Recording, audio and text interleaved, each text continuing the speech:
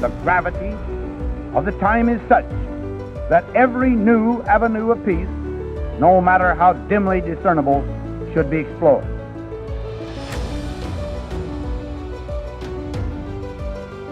Never before in history has so much hope for so many people been gathered together in a single organization.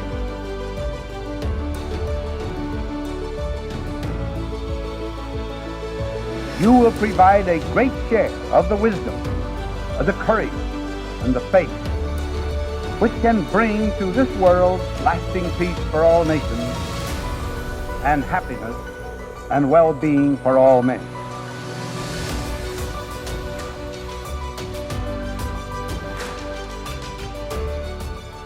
Welcome back to Titans of Nuclear. Today I'm here with Rachael Zisk, the lead reporter for Ignition, a new digital media outlet devoted to covering nuclear energy. Rachael, it's great to have you on the show for the first time. Thanks, Matt. Very excited to be here. Awesome. Let's maybe start with just a few simple biographical questions. So tell us about who you are, where you grew up, where you went to school, and sort of how you have found yourself where you are now in your career. Yeah, so I grew up in Quincy, Massachusetts, right near Boston, and I went to school at Northwestern University. I studied journalism there at the Medill School of Journalism. So I've been a reporter my whole career to date. I've been writing and disseminating information primarily about business and science and technology focused topics. So I worked for a little while as an intern at the Financial Times covering insurance, doing data reporting.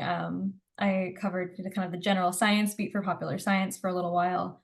And I really settled into this kind of cross-section of business and tech reporting when I discovered Payload several years ago. At the time, it was a very small team. They were planning on launching this daily newsletter covering the business and policy of space. And I just thought it was the coolest thing. And I spoke to them, and it was this really exciting idea that they had to launch a news publication that did coverage of this industry differently than it was kind of being done at the time. There was this really exciting startup industry, a lot of money funneling into space, a lot of really new, exciting, nascent technologies being developed. But the coverage at the time was really still, this was about 2 or 3 years ago, so about 3 years ago. The coverage at the time was really focused mostly on the big players in space. It was NASA and SpaceX, which at the time was already a leading player. And it was, the defense primes that have been around for, the past 50 years plus, working on space projects. And there was less coverage on the money funneling into this really exciting new space. So that's how I really got into Payload, which is a company that I've been working for the past several years. And we were able to grow that publication into one of the leading trades in the industry, about 20,000 subscribers, and a really engaged community, really exciting community. And then that was my path into nuclear was fairly recent. We decided to expand and see if we could do for the nuclear energy industry, which has a lot of similarities in terms of the exciting and nascent nature of the start of space, about new money funneling in, seeing if we could do the same for the nuclear energy industry, what we had done for space. And so now here I am. Interesting. So from that, I mean, it sounds like you've basically been in journalism from day one. You went to school for it, and that's what your career has been. Yeah. I mean, where ultimately did your interest in journalism arise? Is this something that dates back to like when you were like in middle school, high school? Like, where did that interest ultimately originate for you, just personally? I think personally, I always wanted to be a writer. And that started as a kid, just writing stories. It was a lot of fiction. It was a lot of poems. I was on a slam poetry team in high school, state semifinalists. So that's still to date one of my proudest accomplishments. And I've always loved the written word and language and the ability of language to make people think differently about the information that they're taking in, this barrage of information that we're getting on a daily basis. I think there's a way to do that artfully, and that's always what I've really loved. But then, yeah, the path from wanting to be a novelist to wanting to have a job that pays you is kind of what got me interested in journalism in the first place when I was, sussing out a college major. But I really also just fell in love with the reporting aspect of it. I love talking to people and hearing people's stories and being able to ask the stupid questions that get people to tell me why they're doing what they're doing and how they're building these like fascinating technologies that they are building. So yeah, started with a love for language and ended with a love of talking to people. Yeah, I find that journalists uniquely have a gift I wish more people in other domains would possess, which is like the willingness to ask very basic questions about things that people just automatically assume everyone else knows the answer to. Yeah. Like there's all sorts of, I'm struggling to think of a particular example, but there's all sorts of just, I guess, like conventional wisdoms in industry X, Y, or Z. And everyone is sort of just expected to assume that that is the case or that that thing exists or it exists for the reason it does. And journalists uniquely, I find, are the best people at asking, well, like, why actually is that the case, or why is that everyone's just assumption that this is how something works? That's a skill set I wish other people would bring to their own careers because it just makes communication so much more clear and more effective to outside audiences. Yeah, absolutely. I think it's a valuable, partially a skill that we bring to the table, but also I think it's just by virtue for myself. I'm kind of being an outsider to the industry. I'm very Hmm. new to nuclear. When I started covering space, I was very new to space. And I think both of these industries are full of people who, I mean, really know their stuff, who have formed these opinions based on um, a very complex evolution of the industry over the last however many years. And coming into it with fresh eyes, I think is valuable for me, just to kind of be able to take a look around and talk to lots of different people and see what's going on from a new perspective. Hmm. When do you recall when you first encountered nuclear energy as a topic? I realize you're now earnestly focusing on it professionally, but is this a topic you had thought about a lot before? Is this a topic where you had, strong pre-existing opinions? Just tell us a little bit more about your relationship with just nuclear as a domain. I mean, I would honestly say very little experience with nuclear. I mean, it's something that I, over the past several years, have been vaguely aware Hmm. or fairly aware. I'm a pretty big news consumer in Sure. addition to, covering the news. Um, but the big developments in nuclear technology, particularly in fusion technology over the last several years, is something that I've been watching.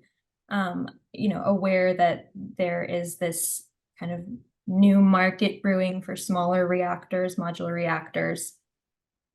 And I mean, aware that nuclear is a fairly large subset of the power generated in the US. But beyond that, not really something that I was aware of on a day-to-day basis or thinking about on a day-to-day basis. But over the course of covering the space industry, there's a surprising amount of crossover. Hmm. So I've definitely covered nuclear technology for space applications many times.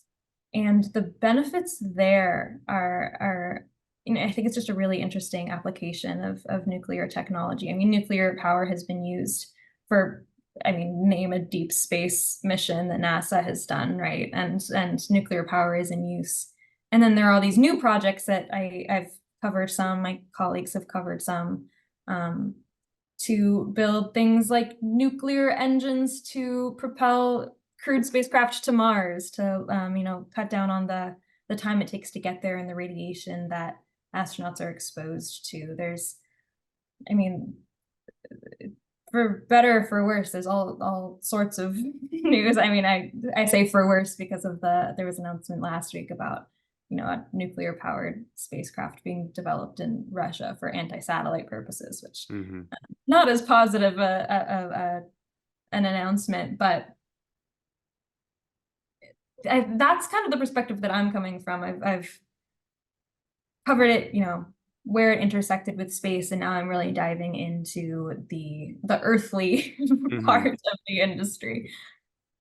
Yeah, there's another parallel too that you sort of alluded to that I'm not a space expert, but a parallel I can sort of sense is space and nuclear are two fields where you have this pretty well established industry that has existed for several decades now, with entrenched players, entrenched business models, generally entrenched objectives in terms of the problems that they are attempting to solve. And in both the case of space and nuclear, in the last handful of years now, you've seen a lot of disruptors and startups and basically young entities, primarily in the private sector, attempting to rethink not just like the actual product that is being produced in this industry, but like the fundamental business model, and in many cases, like the actual problems that the industry is capable of solving.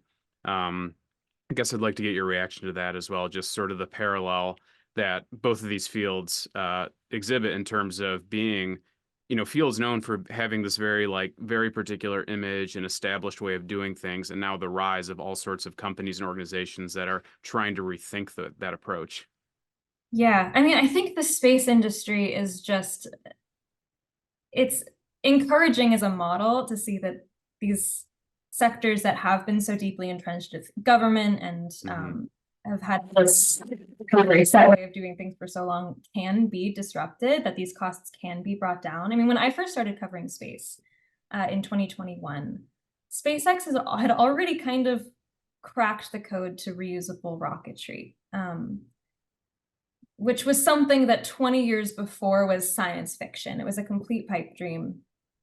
And SpaceX really was, for a very long time, kind of the underdog in the sector, trying to do something that nobody had done before. They were the first time that SpaceX tried to land a booster so that it could be reused. Everybody was like, "No way, that's crazy!" And then they did it, and then they were like, "Wait, maybe this is a real thing. Maybe there's an actual path forward for this technology." And so I come into the sector, 2 decades after, or nearly 2 decades after that first accomplishment.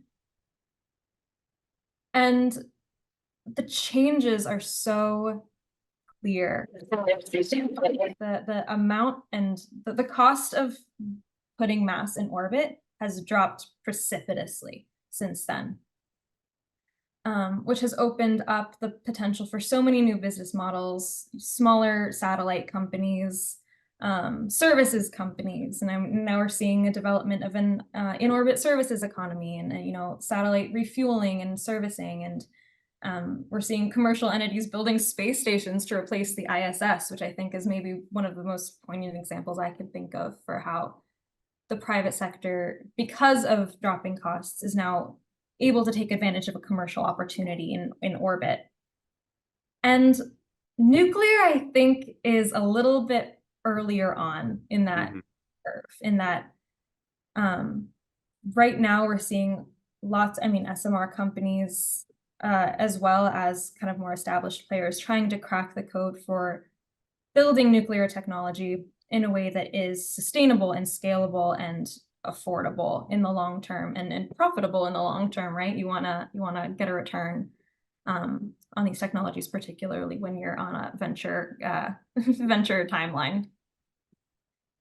I think we're earlier, but I think it can be done, and it's interesting to watch the earlier stages of how companies are approaching that problem of scalability and affordability at this point in the industry, where we still are, where SMRs haven't been deployed commercially in the US, and when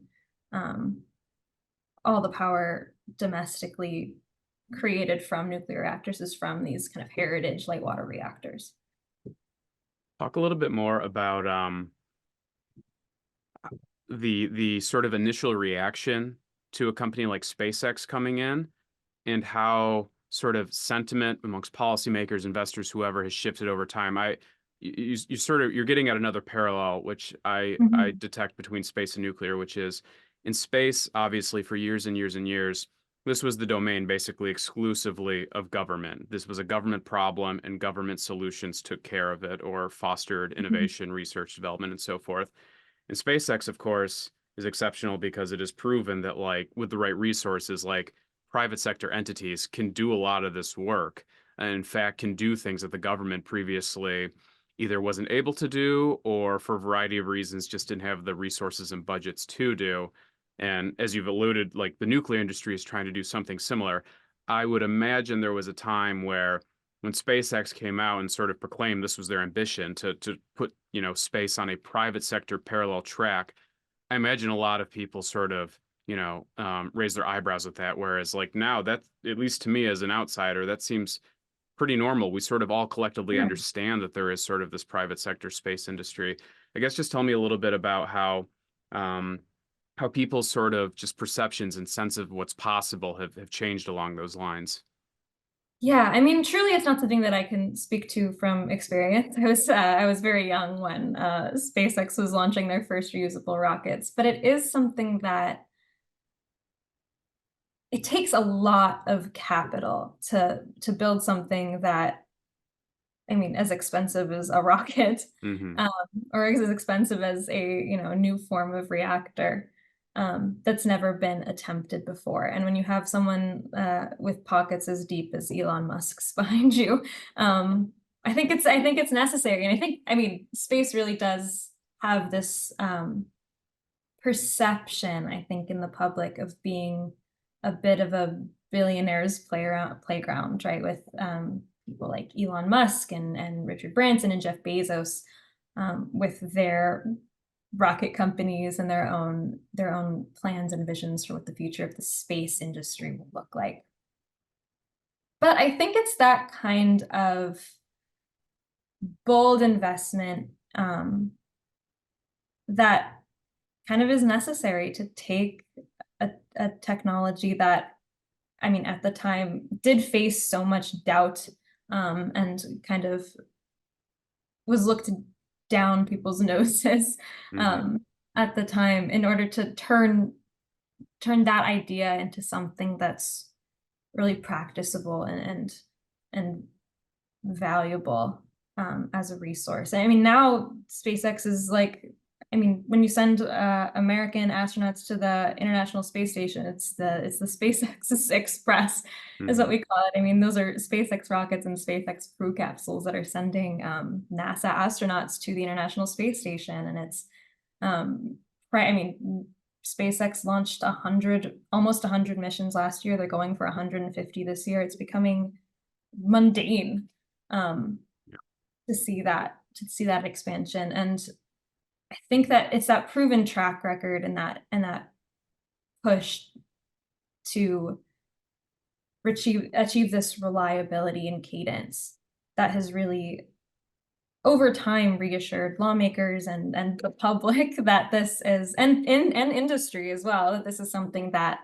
can really be counted on. And I think that, I mean, definitely a two-way relationship between SpaceX and the federal government throughout the development. I mean, NASA contracted and paid SpaceX for lots of missions. The USSF Space Force has done the same thing, or Air Force, I guess, if we're talking about this period several years ago. I just think it's remarkable that now if you have basically a space mission you want to achieve, the first person you're going to call, so to speak, in many cases will be a private company. It just Mhm. strikes me as, 2 decades ago, that would have been incomprehensible to a lot of people. Absolutely. But Yeah, and I mean, I think that's the future that you hope for the nuclear industry, mhm. right? I mean, not that it's primarily government run now, but utility run by major corporations. Um, and you hope that in 20 years there's a whole lot more players, a whole lot more options um, for our power infrastructure. Absolutely. Have like tailored solutions to the parts of our energy grid that need it. Yeah. Well, I guess somewhat along those lines, let's pivot to ignition. So tell us a little bit about what ignition is attempting to do, and maybe talk specifically about the scope of ignition. So is the goal to cover all ends of the nuclear world? Are you focused specifically on policy questions, the advanced reactor industry, opposed to like some of the more entrenched ends of the industry we talked about? Just give us sort of a sense of what you're most focused on.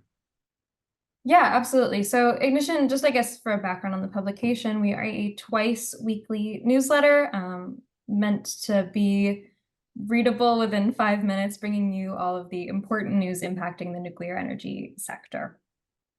And the way that we're thinking about coverage as we start off, is we really want this to be a valuable resource for members of the nuclear industry, and we're trying to cover primarily the business moves that are supporting the startup sector, these new companies, advanced reactor companies, the pipeline and policy that is impacting those players in the industry. So I think what I would consider kind of the bread and butter is contract awards and fundraising announcements from venture capital.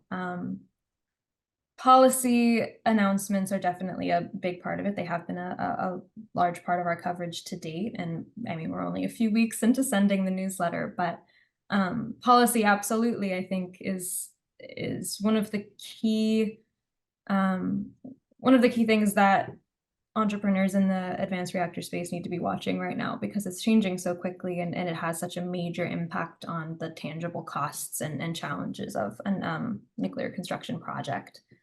But yeah, I think what we're trying to do differently is focus less on the entrenched players in the industry, the existing reactors, and kind of the day-to-day of switching off for maintenance and turning back on, and will a new reactor of the same kind open at this plant that already exists? Those are things that I think are well documented and well covered in the industry, and that absolutely are important, but they aren't so much in the wheelhouse of what we're trying to do differently, which is cover this emerging sector, these new technologies, and the challenges that they're facing on the road to commercialization.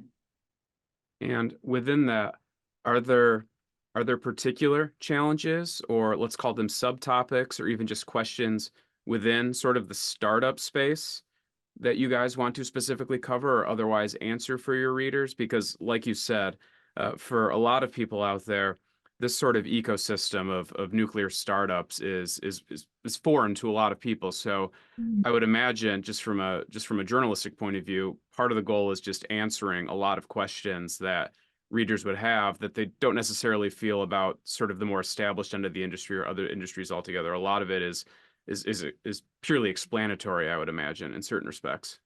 Yeah, definitely. There's a lot of explaining that goes into it, and it's a good forcing function for me too.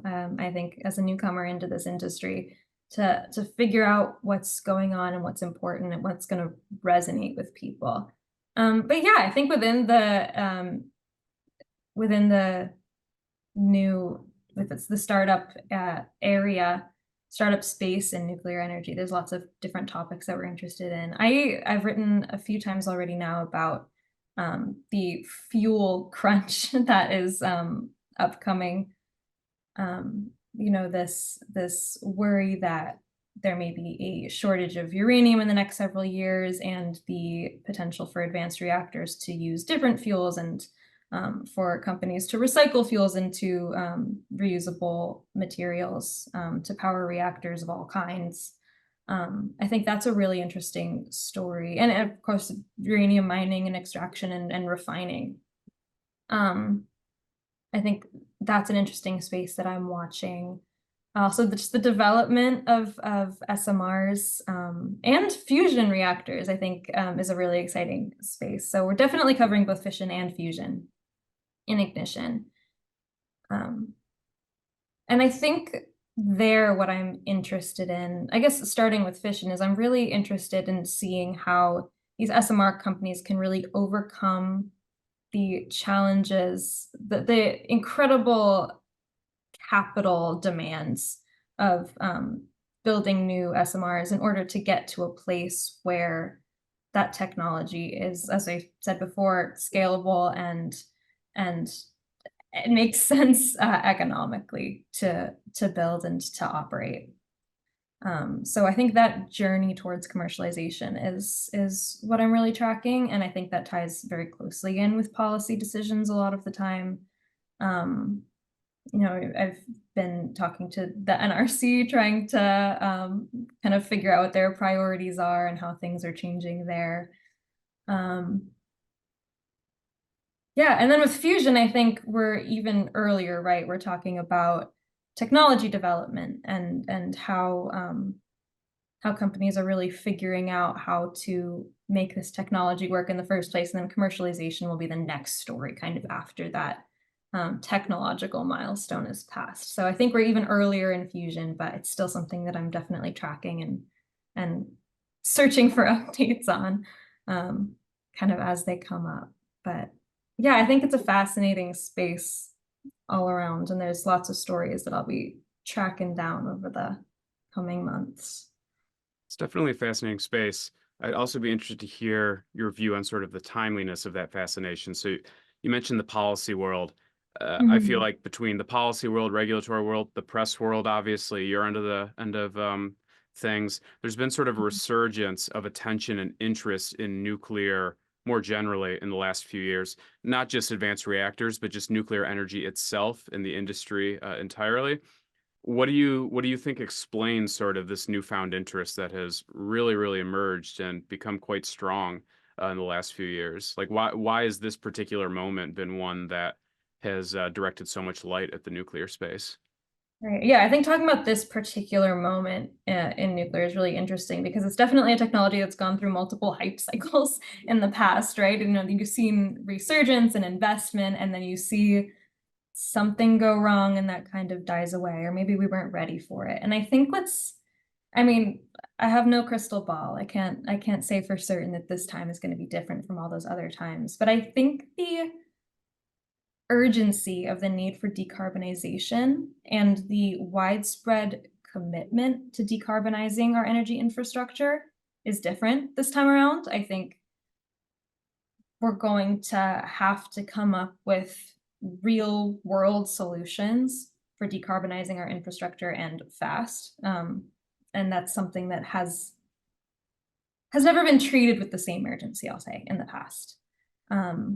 I also think that our energy demands as a civilization are just going to be so much greater in the coming years because of advances in AI and machine learning and our reliance on data, on huge amounts of data to be processed just to get through the functions of the world as we've built it these days. And I think nuclear is an excellent solution. I think it's a necessary part of the puzzle for both of those sides of things. And so I think the need for this technology is going to drive investment into it, continue to drive investment into it, and I hope that that leads to a real path to commercialization, and to a real, flourishing industry that's not propped up by, government incentives and things like that. I hope that it leads to a real marketplace for that kind of energy. Yeah, you bring up a few good points. One being that basically name any emerging technology sector, and it is so energy intensive that it needs to thread a somewhat complex needle. These entities, data centers, large technology companies, and so forth, they need energy abundance, they need energy security, but like you said, they simultaneously, for a variety of reasons, need to decarbonize. And so the argument is, how do you most effectively build an energy solution that checks all of those boxes, but is like actually economically feasible? And as you know, our argument over here anyway is if you build nuclear energy in a way that it can actually be tailored to individual industrial entities, that is a prerequisite to ensure that like nuclear energy actually scales and we achieve all of those goals. So yeah, absolutely. And of course, you and I are not the only people thinking about that debate. That has become one of the biggest debates in not just nuclear circles, but energy circles more broadly. So it's obviously great that this is the sort of thing that Ignition is going to be paying attention to and covering down the road. Yeah, I'm very excited to be tracking this space. I think it's fascinating. I think it's important. I think there's a lot going on, and I think there's a lot going on that doesn't necessarily get covered in a deep and contextualized and accessible way, which is really what I'm trying to do here. Awesome. Well, you've been very generous with your time. Tell our listeners how to find Ignition and follow it and actually keep up to speed with all the journalism you and your colleagues are working on. Yeah, absolutely. So the newsletter is free to subscribe to. It'll hit your inbox twice a week if you subscribe. You can find it at ignition-news.com. And you can also find us on LinkedIn or on X at Ignition Nuclear. Or you can find me. I'm Rachael Zisk on everything. So you can find me and I will be posting about it. Probably so much that you'll get sick of me, but that's just what I'll be doing. But yeah, please find me anywhere. Find ignition-news.com to subscribe. There's no such thing as thinking about nuclear energy too much in our point of view. So that's great to hear. Thank you again so much for your time, Rachael. Really appreciate it, and wishing you all the best with Ignition. Thanks very much, Matt.